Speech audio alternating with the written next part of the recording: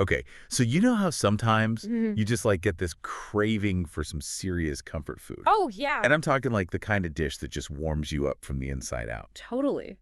Well, today we are diving deep into a recipe that's practically made for those cozy nights in. Okay, I'm intrigued. We're talking potato soup, Nice. but not just any potato soup.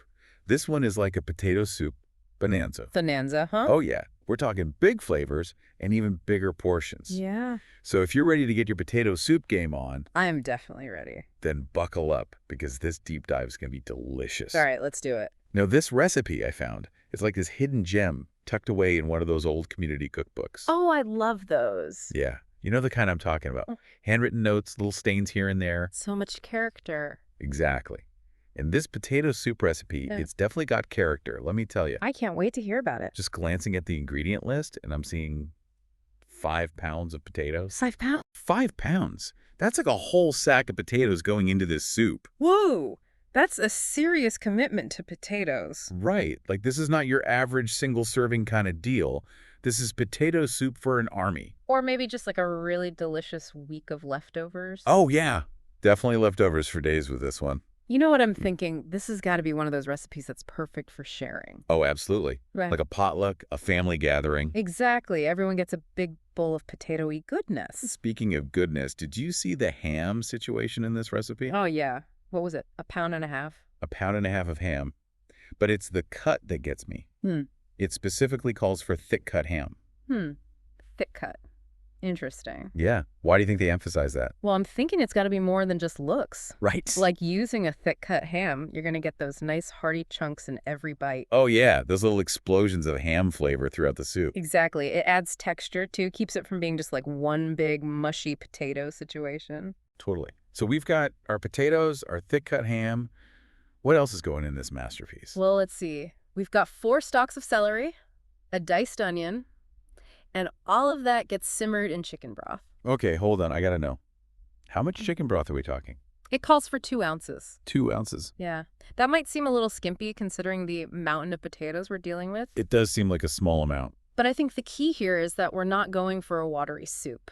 Makes sense. The potatoes are going to release their own moisture as they cook, and the broth is really there just to add that base layer of savory flavor and help everything cook evenly. Gotcha. So while the potato party is happening over there, the recipe has us whipping up a roux.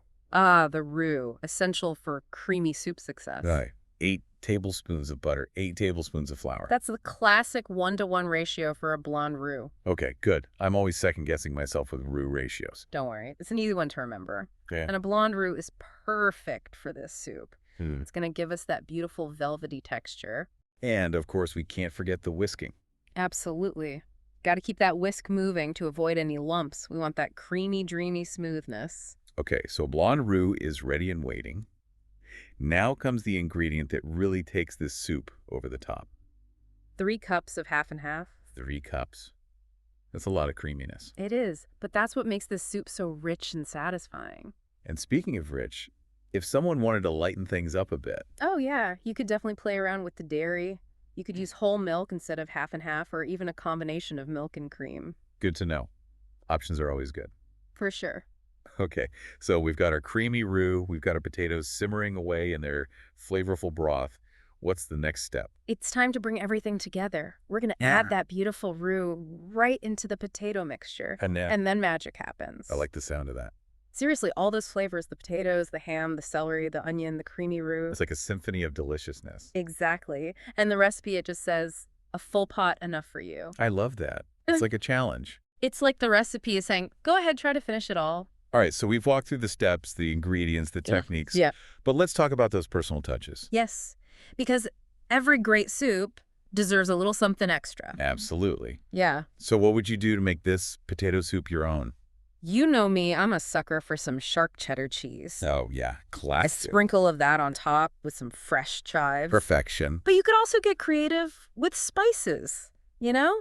Add a little smoked paprika for some smoky depth, Ooh, I like that. or maybe a pinch of cayenne for a touch of heat. Nice. So many possibilities. And of course, you got to have some crusty bread for dipping. Oh, yeah. Essential. Can't go wrong with that. So there you have it, folks. Our deep dive into the world of potato soup Bonanza. Bonanza indeed. We've covered the basics, but remember, this recipe, it's just a starting point. It's your canvas. Exactly. Mm. Don't be afraid to experiment, add your own flair, and make this potato soup truly yours. Because that's what cooking is all about. It is. And with that, I think it's time for me to go whip up a batch of this amazing soup. Me too. I'm suddenly feeling very inspired. Until next time, happy cooking, Emery. Happy cooking.